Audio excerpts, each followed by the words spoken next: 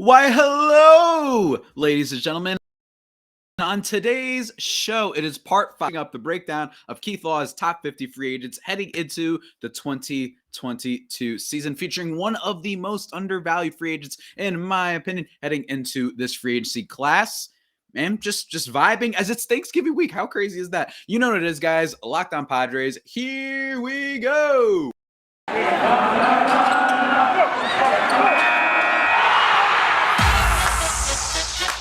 You are Locked On Padres, your daily San Diego Padres podcast. Part of the Locked On Podcast Network, your team every day.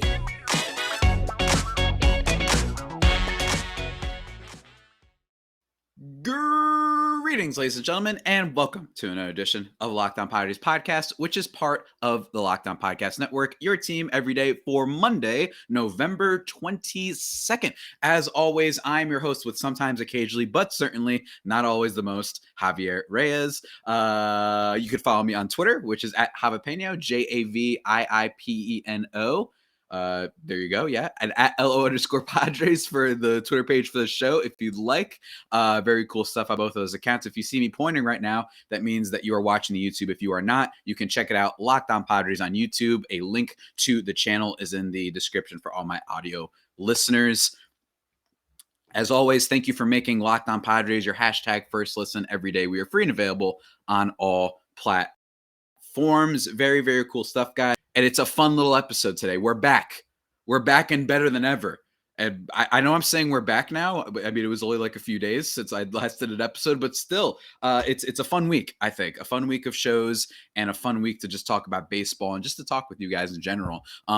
Today's show, we are breaking down. It's the final part of this free agency breakdown of Keith Law's top 50 free agents. Again, go check out that article on The Athletic if you haven't already. Keith Law did a really good job, in my opinion. I know he gets some dissent from baseball fans everywhere, but I think he did a pretty good job with this breakdown, even if I may disagree with some of the choices. Like, my biggest disagreement, obviously, of the entire list, you know, we're going to save that for the end, actually, because this is the final 10 guys, not necessarily the big difference makers on the list, not necessarily the free agents that are going to get the most play this offseason, but they're still interesting nonetheless, and I figured we could talk about them, and at the end, give my kind of full thoughts on the list, and if there was any kind of major disagreements that I had with Keith Law. So yeah, let's get right into it, guys. If you're watching the YouTube right now, you might see me with my hat. This is like a custom-made little straw hat I got going on here. Shout out One Piece, one of my favorite shows. Celebrated its 1000th episode this past Saturday. It was really good. So I'm gonna be wearing this like every day this week. Sorry, I don't. That's just the rules for this week for everybody watching the YouTube. But anyway, guys, let's begin. Number 40 on Keith Law's top 50 free agents heading into the 2022 season is a name that, again, you hear this name and you're like, wow, like this is what happens with time. You know what I'm saying? You're just like, wow, I can't believe he's all the way down here. It is Zack Greinke, right-handed pitcher, age 38. That is the biggest point about why he is this low on the list. 2021 WAR of 1.2, career WAR of 73.1. What I will say about Zack Greinke is that a lot of people were a little bit worried about the Astros heading into the season because they had Lance McCullers, who was probably their best pitcher, and he was their best pitcher this year. He performed like it, but a lot of people were worried, he's coming back from injuries and all that stuff. They don't really have that many trustworthy people outside of Greinke. Is Zack Greinke going to be a guy you can rely on to anchor your rotation? The answer is no, but again, the Astros were good because they scored 15 runs a game anyway, so it didn't matter. And on top of that, they had a lot of other guys like Garcia, Framber Valdez, who stepped up when they needed them to. But he says, Keith Law says, so that's 3 starting pitchers on this market who are heading to the Hall of Fame, but are coming off seasons that will probably see them receive more tepid interest than you'd expect from their reputations. Greinke had what is probably the worst year of his career, with his highest FIP ever and lowest strikeout rate since 2005, when strikeouts in general were lower across the game. It's a simple problem, but unfortunately, there isn't a simple fix. His four-seamer has dipped in velocity. I wouldn't bank on him being league average with this stuff, but he could be a good fifth starter on a contender. I agree. He gives me a little bit of Charlie Morton vibes. Now Charlie Morton is still very good, I think, but like in terms of, a fifth starter on a contending team. if the Padres wanted to go in this direction, I wouldn't mind it. I really don't think it's going to cost that much. I mean, career WAR of 73.1. Like, all of his stuff this year wasn't very good. The only thing that was good out of Zack Greinke this year was the fact that he played on a good team, which doesn't really have to do with him, and the eephus pitch that he throws like once every like month. You know what I mean? I always enjoy watching his 40-mile-per-hour pitch that he throws in there just to freak out hitters. That's always a blast.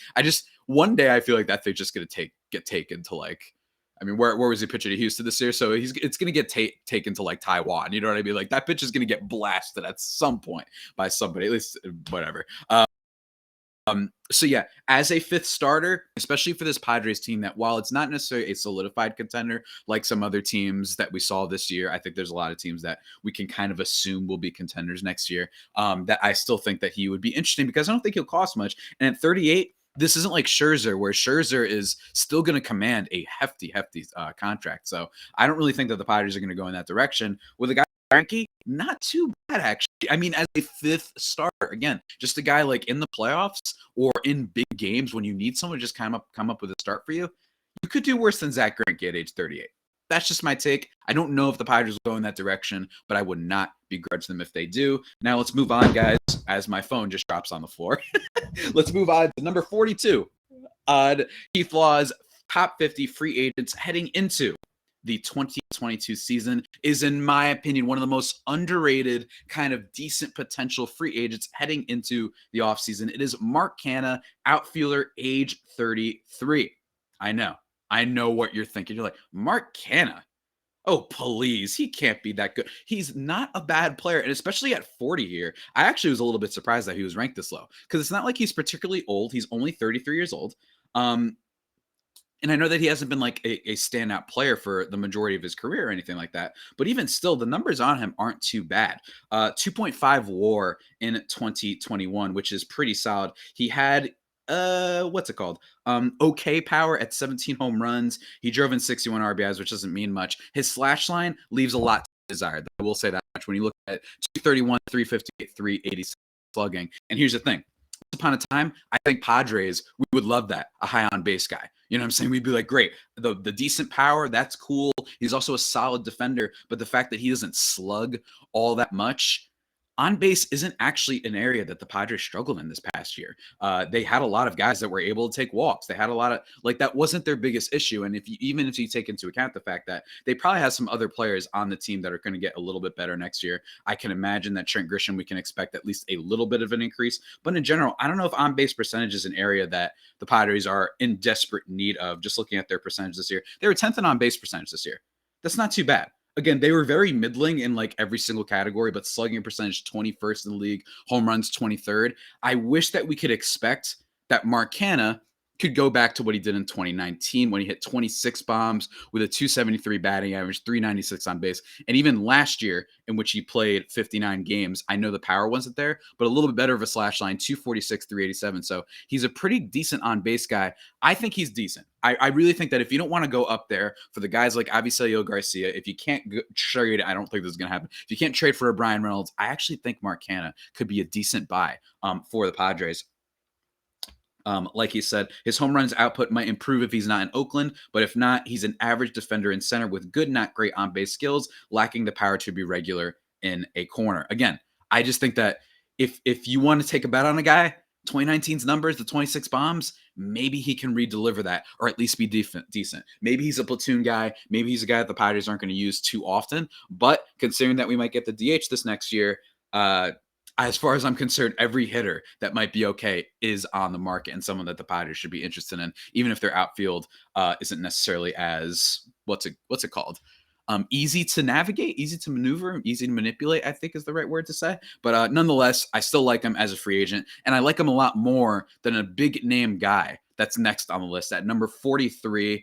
He's a legend. Don't get me wrong. This guy is an absolute legend. One of my favorite players in the league that is currently still playing. Just such a fun personality. Number 43 on Keith Law's top 50 free agents heading into the 2022 offseason is Andrew Mccutchen, outfielder, age 35. 2021, he had a WAR of 1.4, career WAR of 46.0. Mccutchen Keith Law writes, had sort of a bounce back year, hitting 27 home runs, the most he'd hit since 2017, and the third highest total of his career, along with one of the best walk rates of his career. But he also posted a 242 BABIP, by far his worst ever, 39 points below his previous worst in the truncated 2020 season. He's just not hitting the ball as hard as he used to, which could be father time creeping up on him. But Kutch still has a great approach. He's not getting beaten by good fastballs yet, and the home run output shows he still has some ability to make hard contact. Look, again, this is another guy. I mean, I'm not going to lie to you. Sue me, guys. I would just like this guy on my baseball team. He's such a fun personality in the sense that he's not too overbearing. He's not too in your face. Good veteran. I think that could be kind of a needed personality. Padres club. He's been funny before. Everyone's familiar with Bearded Larry videos that he would post on Instagram and stuff like that. Like, he's really fun. So I like Mark Canna a little bit more because I think that we saw that he could be a decent defender as well in the outfield. And I've mentioned this before, that I want guys who could at least be decent defensively for this Padres team. I think that would go a long way. And we learned that from teams like the Cardinals this year and even the Brewers.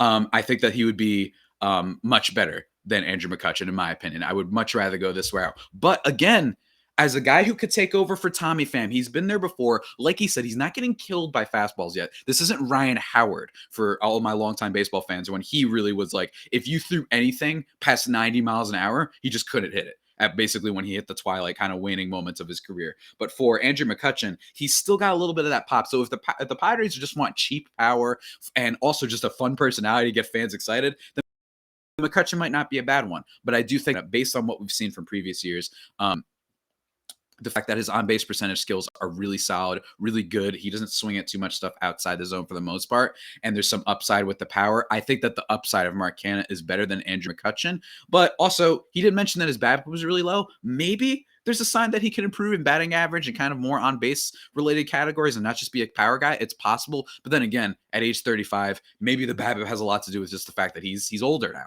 You know what I'm saying? He's 35 years old.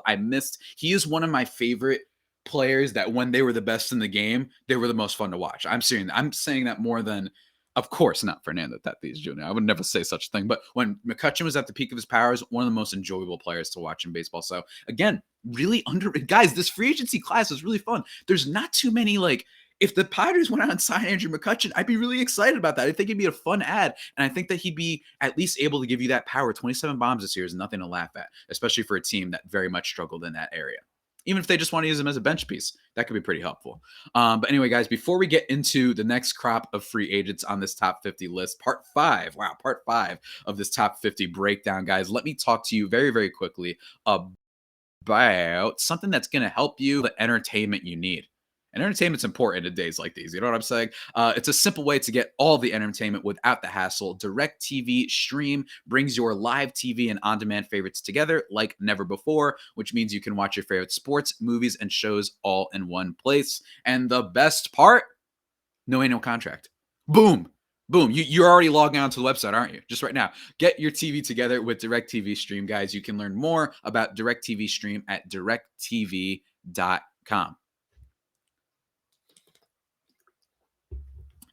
All right, and as always, guys, thank you for making Locked On Padres your hashtag first listen every day. We are free and available on all platforms. Now let's get into the next crop of this final 10 of Keith free agency top 50 list. Next one up, another guy that I'm not really all that interested in, but in fairness, it's mostly because the Padres, this just isn't a situation they have to address right now in free agency. Christian Vasquez is number 44 on Keith Law's top 50 free agents heading into 2022. Catcher, age 31, which isn't too bad. A 2021 WAR of 1 and a career WAR of 4.9. Keith Law writes here, Vasquez had a down year at the plate in 2021, but had hit 30 homers in 185 games between 2019 and 2020 with his typically above average defense, and would be good enough to make him an average regular, good enough to start on maybe half the teams in baseball. He wasn't that guy in 2021 and wasn't exactly that guy before his power surge in 2019. So there's also a real chance he's just a good defensive catcher who puts the ball in play without a lot of damage. And in fairness, I feel like that's the case for a lot of catchers. You know what I'm saying? So if you're really looking bargain hunting, Christian Vasquez is not too bad. He's also Puerto Rican power. But with the Padres, they already have Austin Nola, who I know he's been really disappointing. I know that Ty France trade, Padres fans are just salivating at the possibility of what the world looks like if Ty France is playing first base instead of the current first baseman that we have. That would be awesome. And on top of that, he's a really good defender. Oh my God. I'm sorry. I don't want to give all my Padres fans, get them too depressed on a Monday. I get it. Mondays are already pretty rough for a lot of people, right? I don't want to depress you too much, but man, I would really like it. You know what I'm saying? But Austin Nola, he's probably going to be the starting catcher next year. I would have no doubt about that. And then you still have Victor Caratini, who I might rather take a chance on a Christian Vasquez just because of the really good defensive skills, and maybe he could get a little of that power back. I don't know. But I don't mind that as a double catcher setup. You know why? Because they still have Luis Campusano in the mend, hoping that at some point he makes his debut. I mentioned this about Mike Zunino. Zunino is going to get a bigger contract, obviously, than Christian Vasquez. And unlike Mike Zunino, though, if I'm a team, I might rather take Christian Vasquez, not because one is discernibly better, but because Zunino, the downside scares me. And you're going to pay more. In a vacuum, I'd rather have Mike Zunino. But in terms of the fact that he's going to get more, I'd much rather go cheap on Christian Vasquez, hoping his power comes back, versus Mike Zunino, who might be a guy who hits 140 with a 220 on base that completely destroys any defensive value that he might have. While Vasquez, at least he won't destroy you. He'll just be kind of and he'll just be a Major League Baseball catcher, which is a position that there's just a dearth of catchers right now. Not a lot of it. It's very shallow right now. So that's how I feel about that, guys. Moving on, though, to number 45 on the list is a relief pitcher, 45 on Keith Law's top 50 free agents. It is Ryan Tepera, right-handed pitcher, age 34, 2021 WAR of 1.8, career WAR of 4.9. Look, this is what happens with relief pitchers sometimes. They're kind of nobodies, and all of a sudden they blow up. This is what happened. We have Raisel Iglesias. We had Kenley Jansen. We had Colin McCutchen. Now we have Ryan Tepera. Solid relief pitcher, age 34, so the age does concern you just a tiny bit. But he's a one-inning reliever, but gets lefties out as well as righties, and he's good enough for high leverage spots, as Keith Law notes here. That's kind of good, like a decent player. Look, if you want to go after him, I get it. But again, Padres fans, I really think that the bullpen, if they can fix out the starting rotation and make sure that they don't have so many games in which the bullpen just seemingly just got really gassed, I don't think that bullpen is going to be as much of a need. But again, Ryan Tepera, not too bad. But honestly, Ryan Tepera, you really made headlines when you started saying that the Astros were cheating again. You alluded to it. And I was like, dude, you got your butts kicked. He's on the White Sox. You got your butts kicked. Just stop.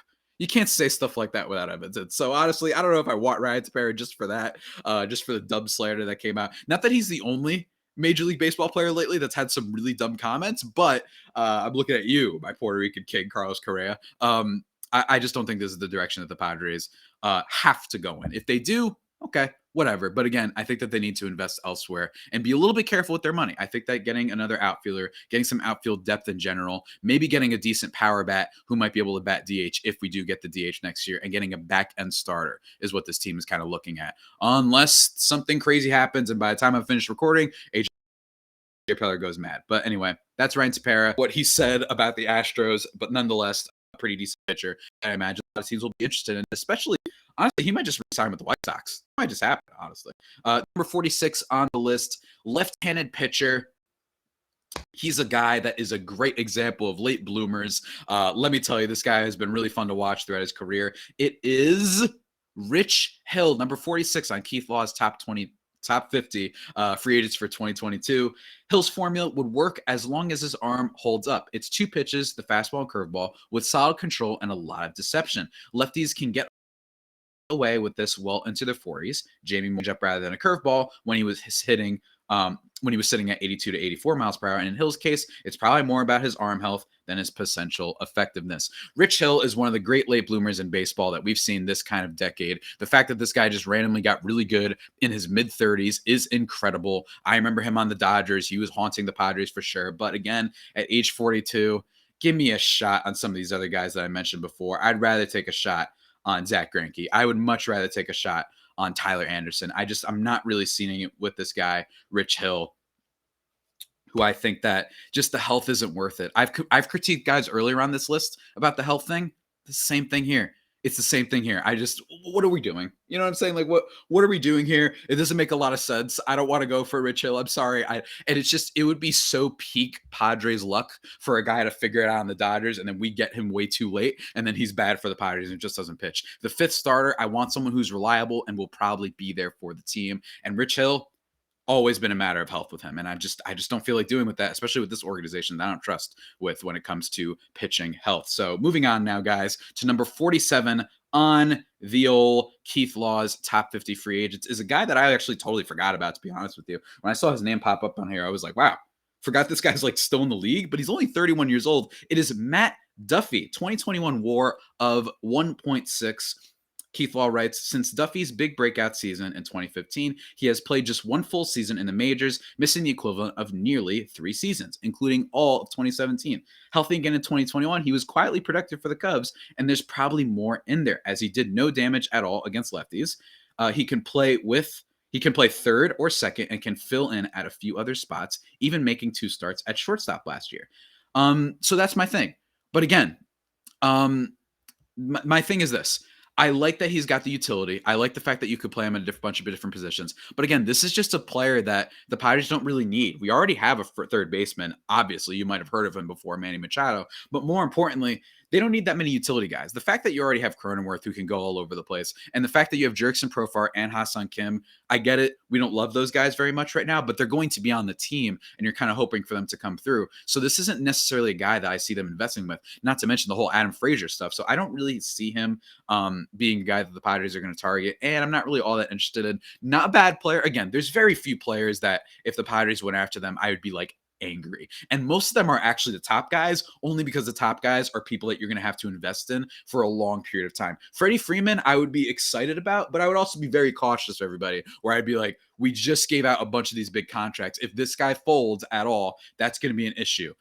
Unless we get that DH, which would be great for Freddie Freeman anyway. But anyway, guys, before we now move on to number 48, 49 list, let me just take a second to talk about something that I definitely don't hate no matter what it is. If this thing is offered to me, I always say yes, guys. Look, here's the thing. I love Thanksgiving and I love all the treats, but maybe you want something yummy that isn't so full of the calories and sugar, guys. Maybe that's what you want to look for this whole Thanksgiving week, guys. It's the perfect time for Built Bars. It is the new holiday dessert. One slice of pie has upwards of 300 calories, and that's on the low end. Most Built Bars are only 130 calories and only 4 grams of sugar with plenty of protein. I love cherry barcia. I love grasshopper cookie, blueberry muffin.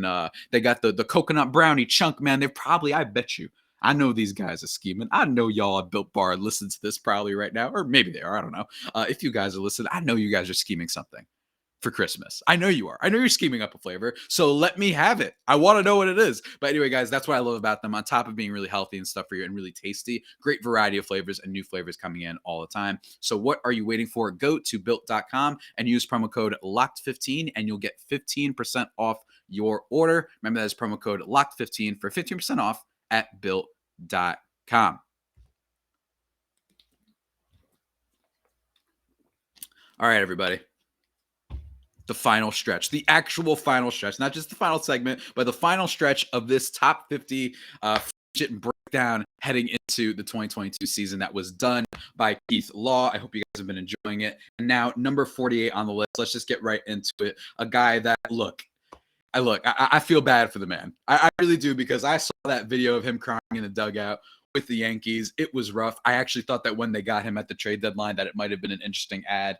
It is number 48 on the list, age 31, Andrew Heaney. Oh, man, Andrew Heaney, a WAR of 0.3 in 2021.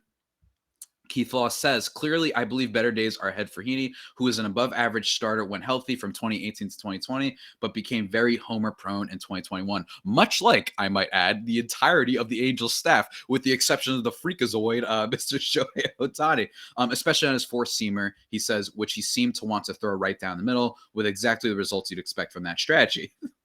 Keep Law's funny every now and then. He seems like a great candidate for a cutter with just a fastball, curve, and changeup in his arsenal, but even locating his fastball more to the inner and outer thirds would help. He's one of the best reclamation project starters in this free agency market. I mean, yeah. I mean, if you want to look at it, because I actually think that, like, you could probably get Andrew Heaney. He was so so bad this past year, you probably could get him for nothing. And like you mentioned, 2018 to 2020, not too bad. Not too bad. He does really good strikeout stuff when he's working properly. And I know he got torched this year. But again, that's why I like the trade when the Yankees got him at the deadline. On top of getting Rizzo and on top of getting Gallo, I thought the acquisition of Heaney would just be a solid back of the rotation guy. It's not a bad bet to have, but do we trust the Padres' rotation and pitching development to be able to take a reclamation project that Andrew Heaney is and bring back what value he had before?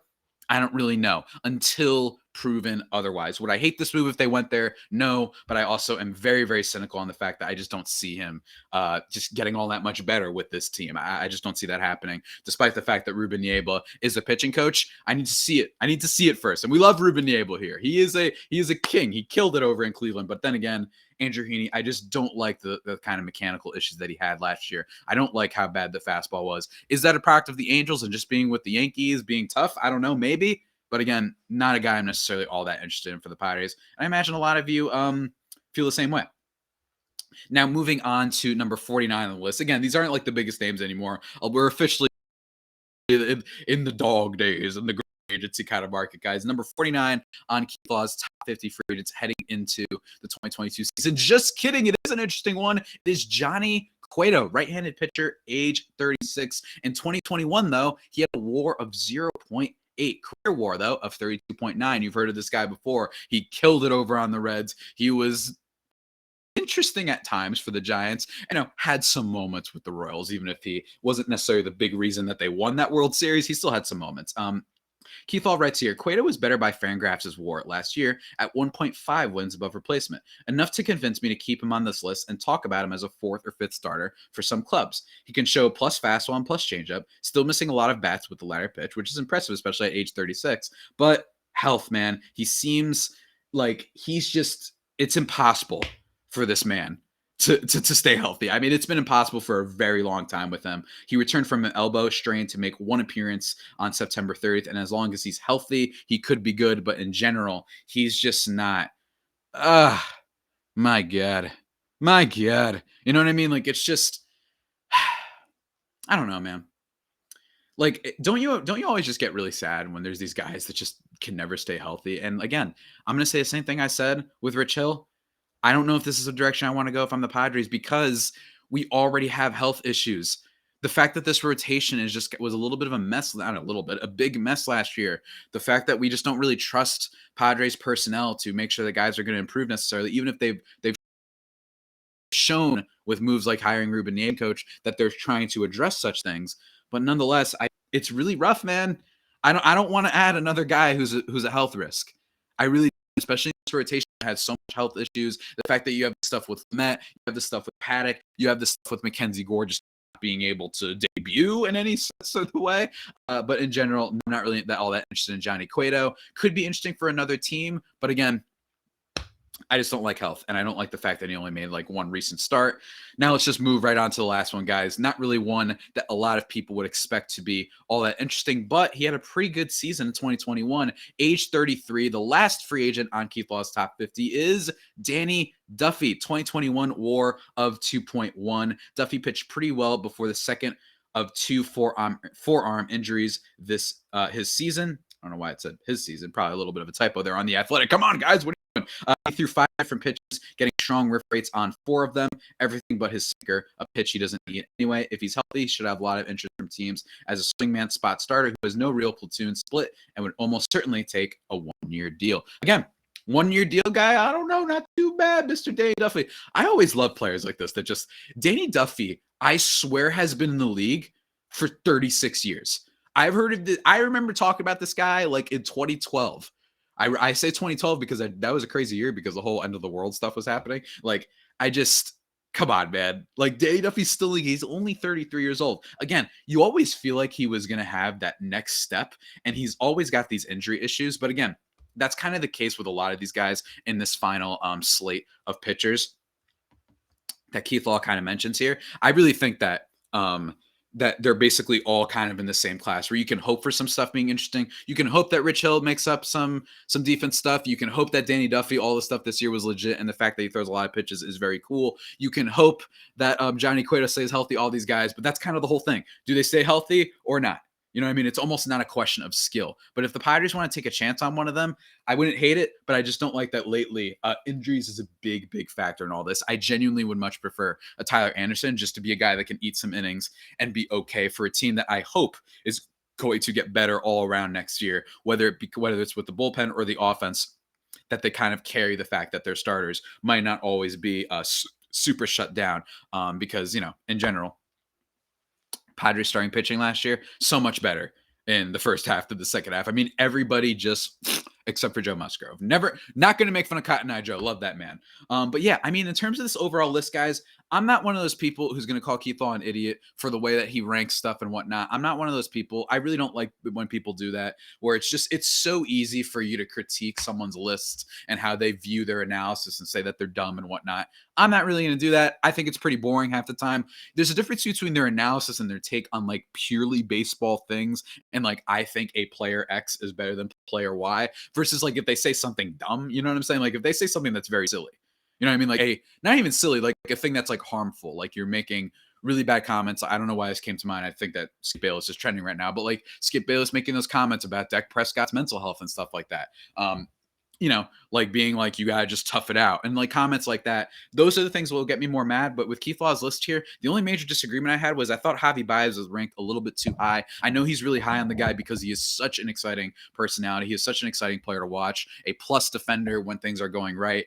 But the downside of Javi Baez, I talked about Mike Zunino and how he could be a guy that hits 160. Javi Baez is one of those dudes who might hit like 250, but he's going to have an on base of 270. He just never walks, strikes out too much. The downside is there for Javi Baez. I think Starling Marte was the only thing that I kind of really disagreed with. I thought that guy should not have been at 13, which is still high, don't get me wrong, but I thought he should have easily been in the top 10 of free agents, much higher than some of the guys that he ranked there, and certainly Javi Baez, and a prospect that I think is very interesting, and everybody thinks they're so smart that they're like, Javi Baez overrated. It's like, wow, incredible take, guys. Really? They're like, dude, he strikes out so much. It's like, all right, that's not really that original of a take. We get it. I still think he has a lot of value because of the upside, but I do think Starling Marte definitely should be in the top 10. I know that's a little bit scarier with the age, and that you wonder about this, the guy who has some speed stuff and the guy who all of a sudden is having a really high on base percentage. Sort of skill set, which he didn't show as much for most of his career. I get that there is a little bit of concern how much of 2021 and 2020 was legit. I get that. But in general, I think Starling Marte has shown he's been one of the more valuable players in all of baseball over the last couple seasons. So in my opinion, you take that risk more than you go for a Javi Baez. But that's just me, guys. And yeah, that's basically it for today's episode, guys. For this week, don't know exactly what I'm going to be doing just yet. Might do some more mock trade stuff, so feel free to leave some comments, tweet at me on Twitter, or send me some 5-star reviews on the Apple Podcast app. And then when you leave that review in the like little audio description, mention your question, and I will definitely answer it on the show like I did with that was last week. Wow, time is flying. And then also going to be talking with Rylan Stiles of the Locked On Royals podcast for a fun Thanksgiving episode. It is about what things in baseball we are thankful for. I think you guys are going to enjoy that. And just things we're in, just a good vibes podcast. For those who are curious, I did a Thanksgiving pod last year with Rylan, maybe when nobody was paying attention, where we drafted our favorite Thanksgiving foods. And it was a blast. Rylan's the best. We're going to talk with him soon. So look forward to that this week. Don't know which day just yet because I have to see what happens with that guy's schedule. He's also doing Thunder stuff and he's calling games at college. Like that man is he's a goat. He's a goat. Like it's just simple as that. Love Rylan. Go check out his stuff. But yeah, and also probably going to talk about my Robbie Ray piece that I'm hoping to get done sometime this week. Just a free agency kind of profile, just to talk about because it might be fun. And it won't be something that is the headline of a podcast just because, this is Padres and Robbie Ray, not a guy that I expect the Padres to go for, but nonetheless, still going to be fun. Love talking free agency with you guys. I hope you enjoy listening to it. With that all said, one final thing I want to note. Thank you again for making Locked On Padres your first listen. We're free and available on platforms, but also make your second listen Locked On Bets, your daily one-stop shop for all your gambling needs. Locked On Bets, hosted by your boy Q with expert analysis and an insight from Lee Sterling. I know you gambling degenerates are out there, so go check out that podcast because those guys do not miss. With that all being said, that about does it for today's edition of the Locked On Padres podcast, guys. The only pod that may be better than the Padres themselves. Remember to subscribe to the podcast wherever you get your podcasts from: Stitcher, Spotify, Apple Podcasts, Google Podcasts. Himalaya, Overcast, wherever. Follow me on Twitter at Javipeno, JAVIIPENO. Locked On Padres on YouTube at LO_Padres for the Twitter account for the show with all sorts of memes and stuff. I'm going to start tweeting from there a little bit more often. I've been slacking a little bit lately, but I'll be back. And until next time, stay safe and, of course, stay faithful. My Friday Faithful homies, take care.